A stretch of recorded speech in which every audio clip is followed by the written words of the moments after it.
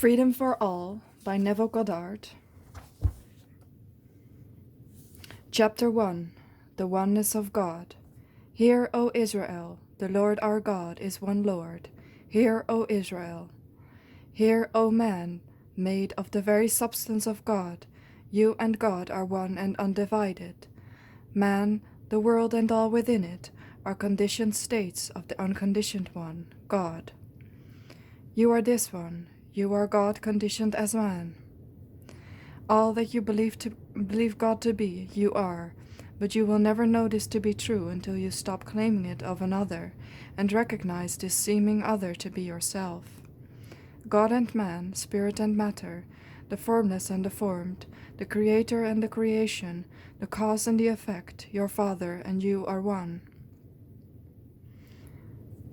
This one, in whom all conditioned states live and move and have their being, is your I Am, your unconditioned consciousness.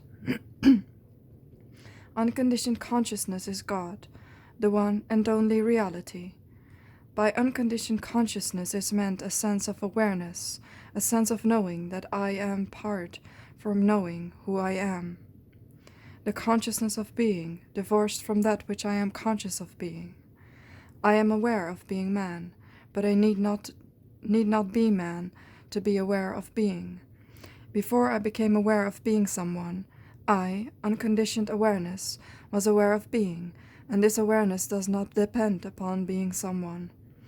I am self-existent, unconditioned consciousness. I became aware of being someone, and now shall become aware of being someone other than this that I am now aware of being. But I am eternally aware of being, where I am, unconditioned formless, or I am, conditioned form.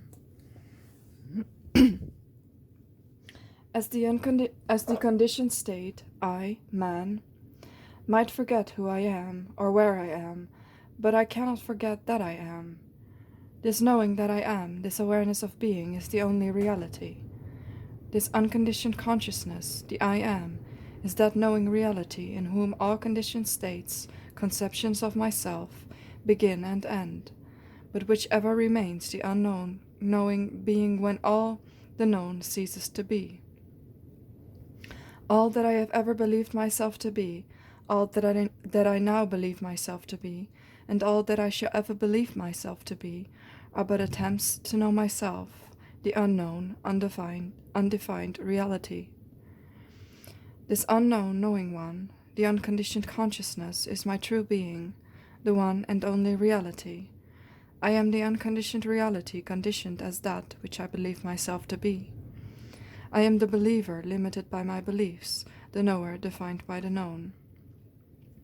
The world is my conditioned consciousness objectified. That which I feel and believe to be true of myself is now projected in space as my world. The world, my mirrored self, ever bears witness of the state of consciousness in which I live.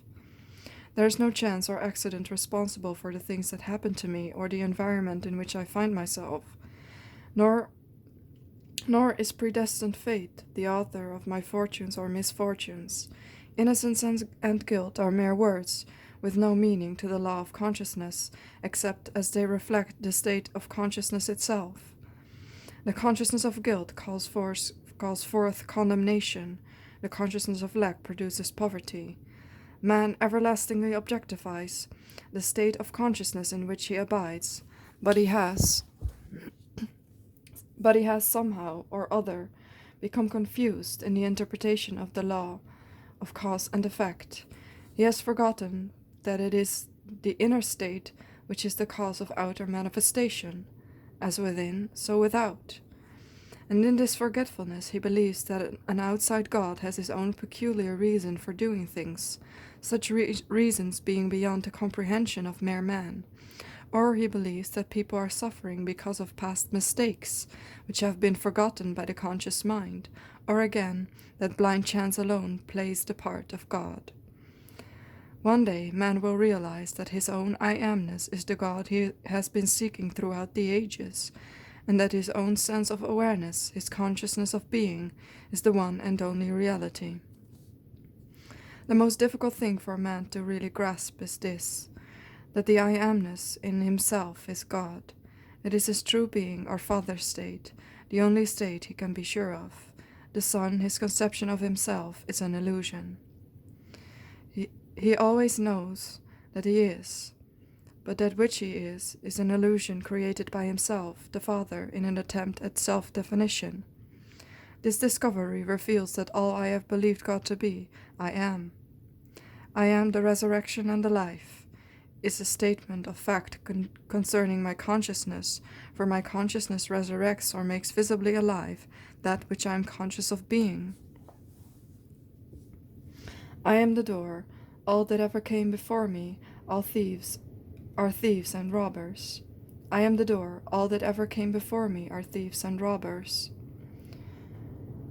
Shows me that my consciousness is the one and only entrance into the world of expression, that by assuming the consciousness of being or possessing the thing which I desire to be or possess is the only way by which I can become or possess it, that any attempt to express this desirable state in ways other than by assuming the consciousness of being or possessing it is to be robbed of the joy of expression and possession.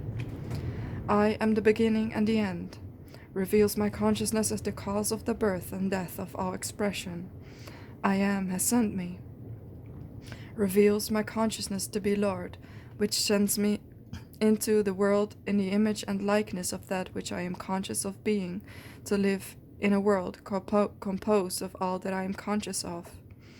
I am the Lord, and there is no God beside me, declares my consciousness to be the one and only Lord, and beside my consciousness there is no God. Be still and know that I am God, means that I should be still, that I should still the mind, and know that consciousness is God. Thou shalt not take the name of the Lord thy God in vain. I am the Lord, that is my name.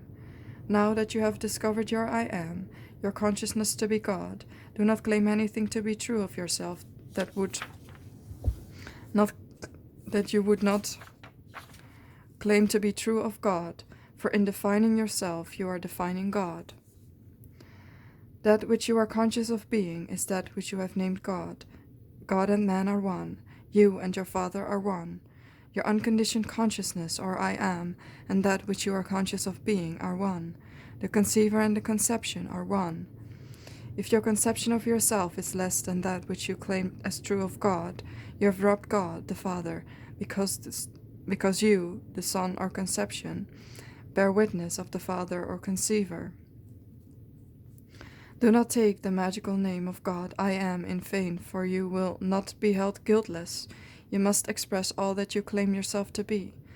Name God by consciously defining yourself as your highest ideal.